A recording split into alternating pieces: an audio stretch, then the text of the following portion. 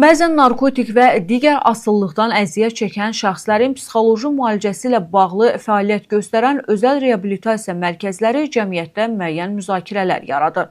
Məsələn, ötən günlərdə Qurtuluş Reabilitasiya Mərkəzinin pasiyentləri məcbur saxlaması, onların görüntülərini çəkib sosial şəbəkələrdə paylaşaraq məsxərə obyektinə çevirməsi insanlar tərəfindən heç də bir mənalı qarşılanmadı və həmin ərazidə dərhal araşdırmalara başladılar və həmin reabilitasiya mərkəzinin rəhbəri saxlanıldı.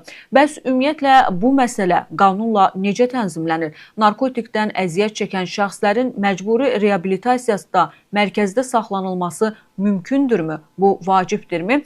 Vəkil Vali Mehralıyevi eşidək. Mühafizə orqanlarının apardığı araşdırmalar göstərir ki, həmin özəl reabilitasiya mərkəzi adı altında narkomaniyadan xilas eləmək vədi verilərək həmin şəxslər, bəzi şəxslər daha doğrusu öz iradələrinin əleyhinə saxlanılırlar. Onlara qarşı fiziki və psixoloji zorakılıq tətbiq olunmaqdadır. Yəni, reabilitasiya mərkəzində həmin şəxslərin mediada getmiş məlumatlardan bəlli olur ki, onlar müvafiq olaraq Azərbaycan Respublikası Cinayət Məcəlləsinin özünü ölüm həddinə çatdırmaq 125-ci maddəsi və qanunsuz olaraq azadlıqdan məhrum etmək 145-ci maddəsində təqsirləndirilirlər. Qanun nədir? Ümumiyyətlə, bu sahədə tənzimləməni həyata keçirən Azərbaycan Respublikasının narkoloji xidmət və nəzarət haqqında Azərbaycan Respublikasının qanunu bütün bu məsələləri tənzimləyir. Həmin qanunda isə reabilitasiya yalnız iki meyarlı əsasında həyata keçirilə bilər. Könüllülük və icbari qaydada. Qanunun 5.4-cü maddəsi də bunu deyir. Deyir ki, Azərbaycan Respublikası ərazisinin narkoloji xəstələrin müalicəsi bir qayda olaraq könüllülük əsasında həyata keçirilir.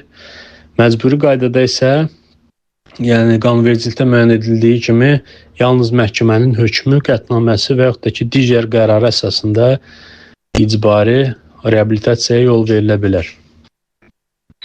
Bu da deməkdir ki, heç bir özəl mərkəz və yaxud da ki, digər bir şəxs nə qədər ağır asılılıqdan, narkoloji, alkoqolik asılılıqdan əziyyət çəksə belə, məhkəmə qərarı olmadan məcburi şəkildə qapalı şəraitdə saxlanıla bilməz və onun azadlığı məhdudlaşdırıla bilməz, azadlıqdan məhrum oluna bilməz.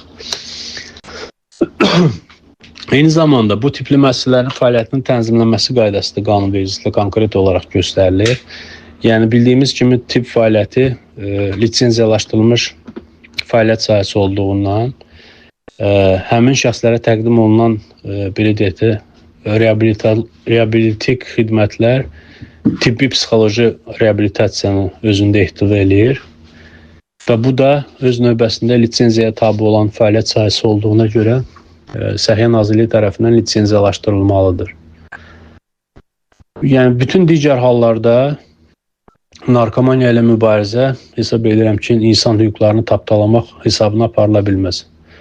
Hər bir vətəndaşın azadlıq hüququ Azərbaycan Respublikası Konstitusiyasında da, Konstitusiyası ilə də qorunur. Yəni, hər bir şəxsin azadlıq hüququ Azərbaycan Respublikası Konstitusiyasının 28-ci maddəsində nəzərdə tutulduğu kimi qorunur və heç bir özəl qurum və şəxs tərəfindən qanunsuz olaraq məhdudlaşdırıla bilməz. Və bu da öz növbəsində məsuliyyət yaranır. Son dövrlər həbslər də onu göstərir ki, qanunsuz olaraq bu fəaliyyətə keçirən şəxslər cinayət məsuliyyətinə cəlb olunurlar.